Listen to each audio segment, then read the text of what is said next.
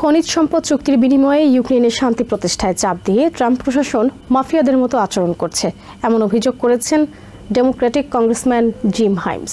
রবিবার ফক্স নিউজকে দেয়া সাক্ষাৎকারে তিনি বলেন, প্রেসিডেন্ট ট্রাম্প ইউক্রেন যুদ্ধে খারাপ ব্যক্তির পক্ষ নিচ্ছেন, যার ফলে চায়নার প্রেসিডেন্ট শি জিনপিং তাইওয়ান আক্রমণে উৎসাহিত হচ্ছেন। এছাড়া বিশ্লেষকরা বলছেন, ইউক্রেন যুদ্ধে আমেরিকা নিরপেক্ষ থাকলেও রাশিয়ার পক্ষ নেওয়া হবে। যুদ্ধ বন্ধ করার নামে ইউক্রেনের প্রেসিডেন্ট ভলোদিমির জেলেনস্কিকে প্রেসিডেন্ট ডোনাল্ড ট্রাম্প যেভাবে হুমকি ধামকি দিচ্ছেন, যেভাবে সে দেশের খনিজ সম্পদে আমেরিকার ভাগ নিশ্চিত করতে চাপ দিচ্ছেন, তাকে বিখ্যাত টিভি সিরিজ দ্য সোপ্রানোসের মাফিয়াদের আচরণের সঙ্গে তুলনা করেছেন ডেমোক্রেটিক কংগ্রেসম্যান জিম হাইমস। হাইমসের মতে এমন কর্মকাণ্ড আমেরিকার মতো মহান দেশের জন্য লজ্জাজনক, কারণ ইতিহাসে আমেরিকা সবসময় ভালোর পক্ষে দাঁড়িয়েছে আর খারাপের বিরুদ্ধে লড়েছে। তার বিপরীতে প্রেসিডেন্ট ডোনাল্ড ট্রাম্পের একজন খারাপ ব্যক্তির পক্ষে দাঁড়ানোটা উদ্বেগজনক বলে মন্তব্য করেন হাইমস। ট্রাম্পের কর্মকাণ্ডে চায়নার প্রেসিডেন্ট শি জিনপিং তাইওয়ান আক্রমণে উৎসাহিত হচ্ছেন বলে মনে করেন জিম হাইমস।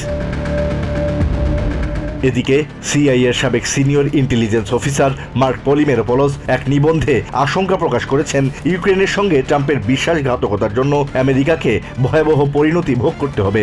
এ নিয়ে এমএসএনবিসিকে সাক্ষাৎকারে তার এই আশঙ্কার ব্যাখ্যা দেন পলিমেরোপোলোস।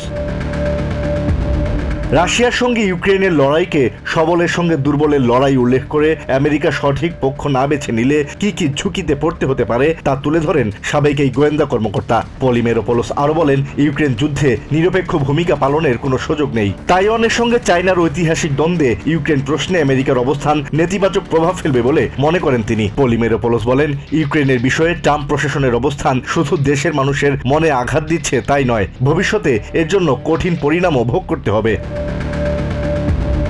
Asad real, TVN 24 news desk.